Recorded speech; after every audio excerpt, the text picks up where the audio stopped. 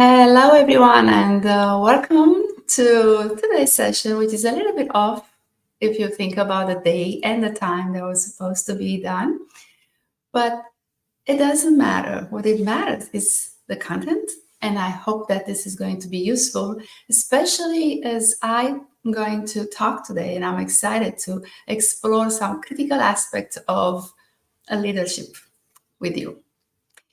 So let me frame it in this way. I want you to go back to a moment where you felt like you were so attracted by someone who had a quality, or you recognized something that you love to have in somebody else.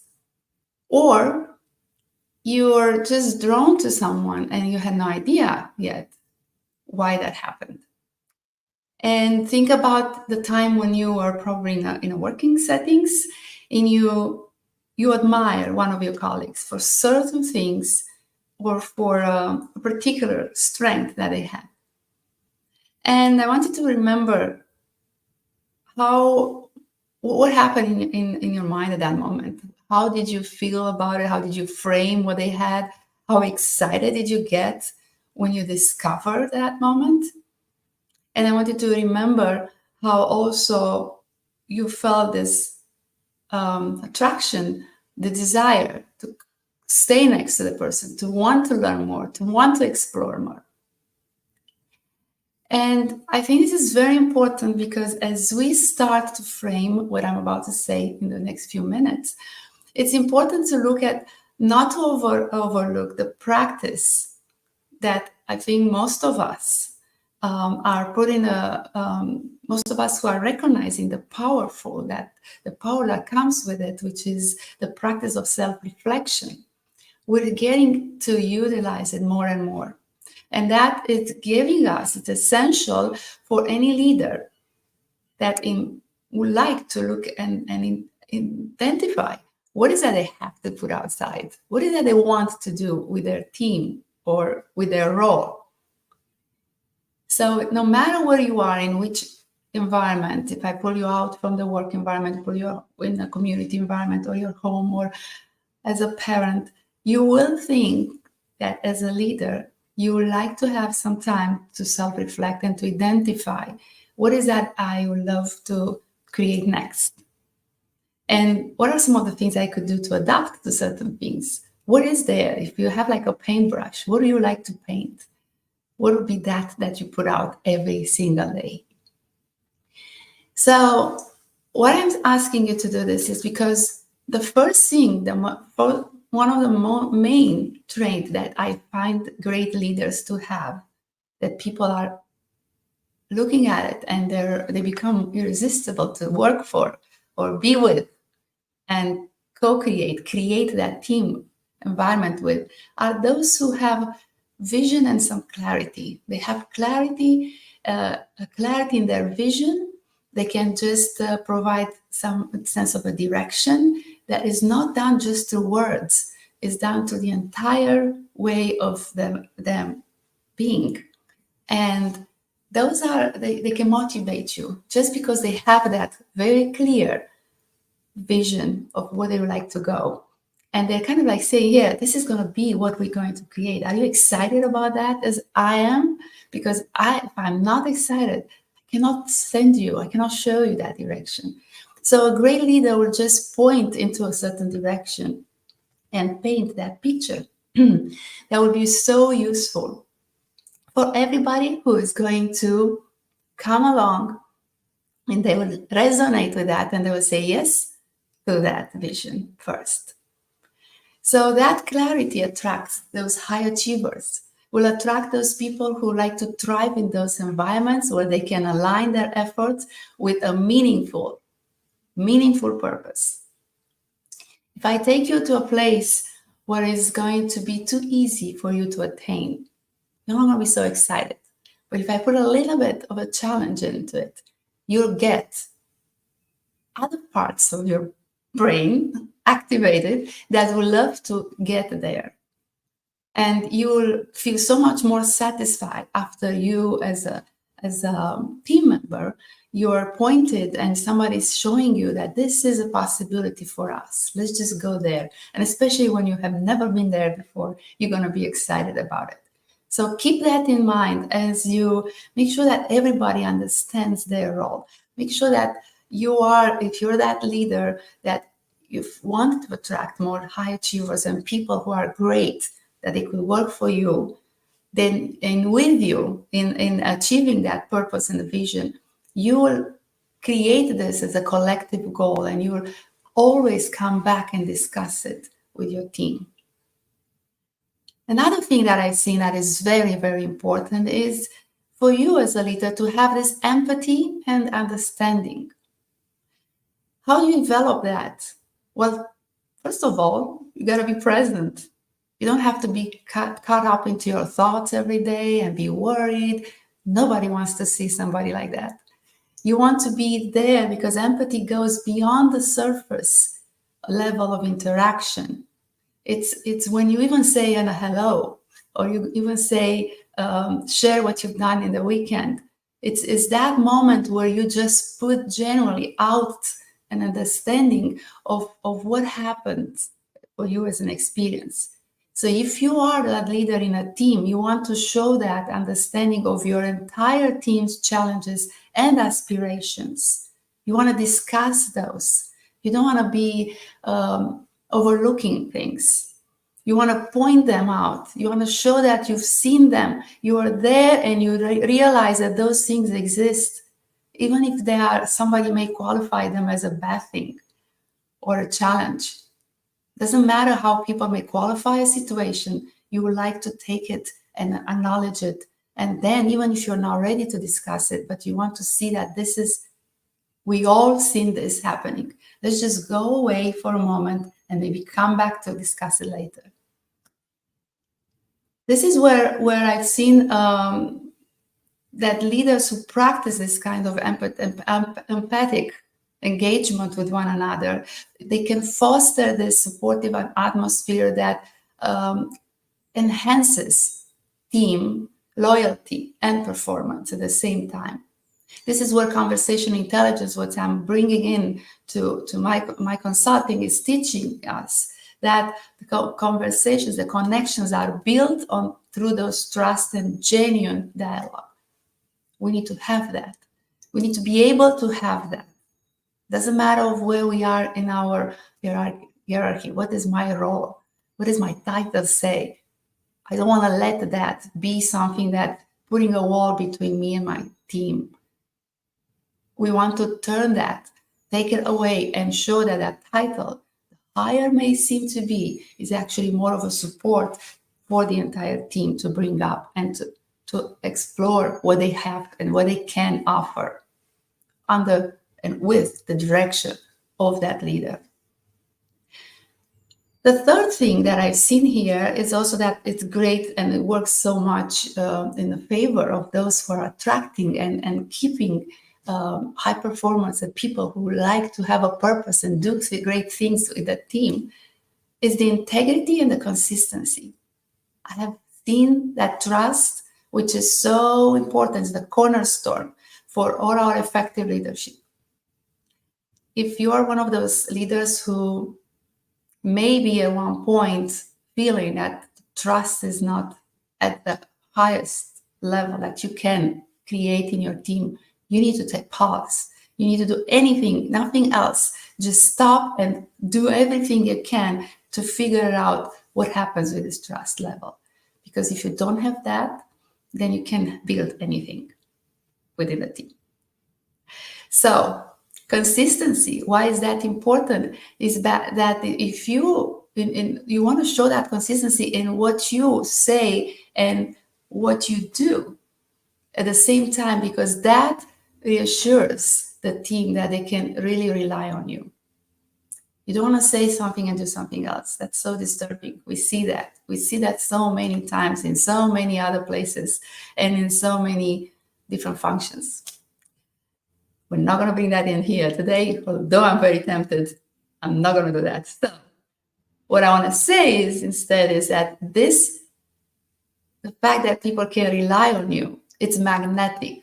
It's magnetic to top talent, because they want to value already. You should know that they value being transparent and being predictable leadership. They want to see that. They want to feel safe, and they want to feel safe in an environment where they can bring the best that they can. So those are the top three traits that I've seen in great leaders that are working for you if you like to keep and create a great team. Now, there are some other things that you could do. So we can talk about the practices and some other things. More or less more important, but the traits are the one that I would like for you to really, really resonate and think about if you can really check 100% on all of those. Of course, you can take a look at some of the things that exist, and yes, if you as a leader invest in your team growth, of course, you're going to see remarkable returns, but you want to invest in such a way that you're strengthen the strength of your team, and you're leveraging what your assets that you have. You want to look at it, and you want to utilize everybody for their own gifts. So when I say that, you want to empower them to excel. You want to create that culture in which everybody is going to recognize and see those rewards and help others to see what's great in other people. And if you can do that, then you're going to get more of the same thing that you like to see. If you don't do that, and if you're just going to spot and put a light on things that are not working well, and that we need to improve this, we need to improve that, then you're always going to create something that I just heard to be true. And I need to do another entire video on that. You create fear, you create stress. And guess what? Nobody works at the highest peak of performance when they are stressed to the level of being in fear. If we say that we're using, 10% of our brain, maybe that's too much, some may say. Well, let's say is that when we are relaxed and when we are motivated and when we have a purpose and we have a vision and everything is clear for us, what we're going to do next. Then when you are under stress and under fear, that fear that I'm talking about, you are going to probably utilize 1%. Is that detrimental? So this is a call out for the teams that think that having a fear and stress and a leader who's actually putting all the time that pressure, it's healthy. To say, I don't think so, it's healthy. And let me show you why. So we're going to do another part maybe on this, where we're going to look at the environment and look at what that stress actually brings to the people, but is not attracting them to you. It's going to make them go away, because nobody would like to stay in that moment with someone for so long. I understand there may be crisis, but guess what? You can create, when a crisis comes, with a team that you took care of it in the way we talked about it earlier, you will feel that crisis is just a challenge, that the team is ready and is taking it on. It's taking it on with a full understanding and the full capacity of everybody's brain. And that can create great results. So let's look at also how can you do the recognition. So I want you to be careful and highlight, put a spotlight on what works and repeat that as much as you can. And we also look at how can you create that culture in which you look through what brings us innovation. How can we create this, be innovative? How can we be the disruptors in our industry, how we call it? How can we come up with a crazy, good idea? And how can we bring that on with a team of members that I was just telling you about, those that would like to be attracted and stay with you, the high performance? You can go anywhere. You could do anything with those. So I would like for you to also maybe take some time to look at some of the self-reflection moments in your leadership, and you could understand what is your impact. That would be your first thing that you like to do. Do those regular self-reflections that will allow you to see what the effect you have on the leadership style that you probably choose to have, or you are already in your uniqueness, and see how that maps the team dynamics and the productivity, and reflect on how your decision impact in a way the morale that you have and the performance, and be open to changing and adjusting, be open to have conversations even if they're difficult conversations, so you can adjust and you bring that to the place where everybody would like to be with, not to go away from. You also look at that continuous improvement. Of course, we want to become better every day, and we can, because every day is a new possibility for us. It's a new possibility to, if we've done something that it didn't work well yesterday and we want to today to focus on repairing a relationship, we can do that today. We have another chance with every day that we have. We have this choice that we will, at one point, if we make it, we can fix the thing that we thought that it cannot be fixable. If we want to, we can. So we just want to make sure that it's a priority for us, and look at how that personal growth for everybody is involved in supporting and improving on each other, but keep it close to what that vision is and what that clarity that you have in where you like to actually go and take this team to. You also want to kind of balance the drive of doing certain things and the well-being. Leaders must be balancing those, pushing for those results that I was mentioning earlier, and also ensuring that teams overall well-being. Reflect on whether you're driving for success might be overwhelming for the team. And if it is, then consider strategies to maintain that balance in such a way that you always look for insights and for what is working well, but also in a healthy, positive way. So some things from conversation intelligence that I can bring to the team are trust building. Make sure you're not overlooking this. Developing those trusts should be one of your top priority for the team. And if you want to create or make that one of those things that you strive the team for, then it's going to be like a coat of arms. It's going to be something that you would like to live by. Then you will see that you can develop trust by being consistently open and transparent in any of the communications that you're doing. And also recognize that is foundational for effective teamwork and can be strengthened to regular and honest exchanges about the team, our goals and our aspirations, challenges, and successes. We also want to listen. When we listen, we want to listen to connect with the other person. We want to enhance the listening skills in such a way that we can truly understand and connect with the team. We want to also make sure that this means it's more than active listening. It's more that it's involving not just hearing the words, but also understanding the emotions. We're looking at that emotional intelligence and conversation intelligence, how beautiful they come together into creating strong relationships in the team. And look at the intentions behind the team.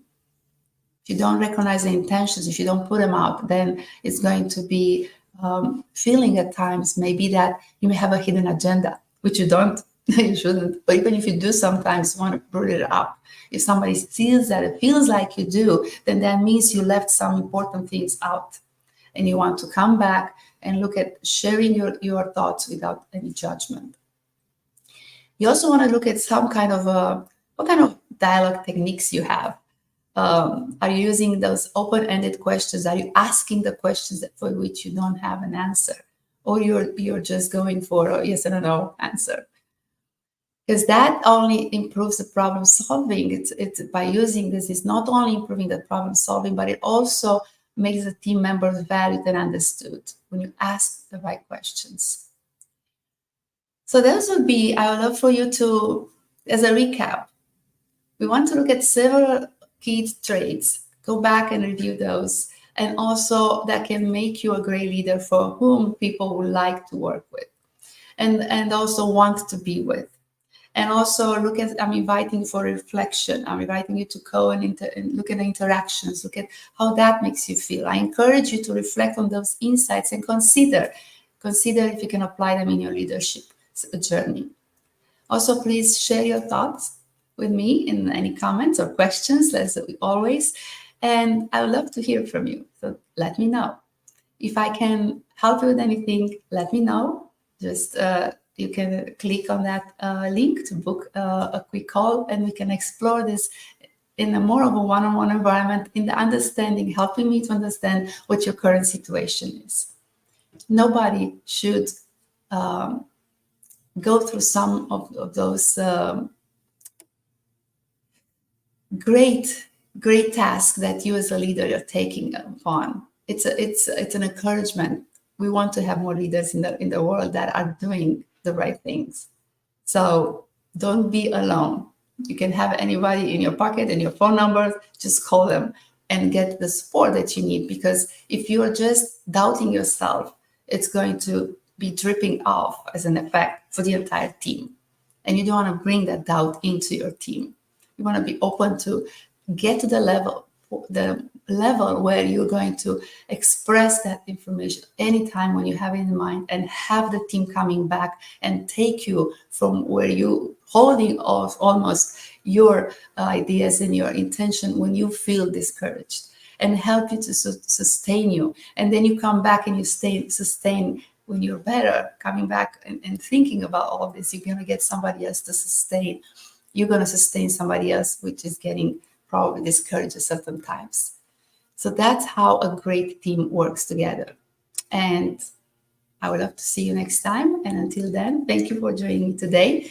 And keep looking at, well, how can you strive to become that leader who can attract the best of the team that exists, the best of those in any industry that cannot resist when they meet you, and they'll love to stay with you. Thank you. See you next time.